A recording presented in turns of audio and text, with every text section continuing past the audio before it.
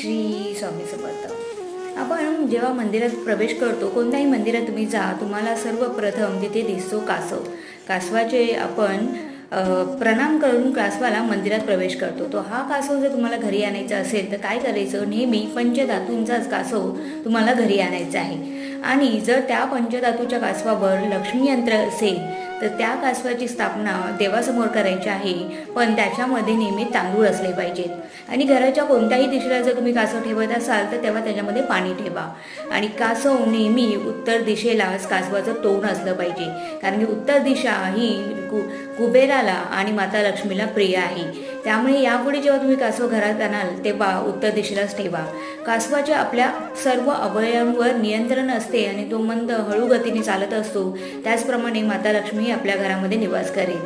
तर नक्की नेक्स्ट टाइमला लक्षात ठेवा आणि मला कमेंटमध्ये सांगायला विसरू नका। श्री स्वामी समर्थ।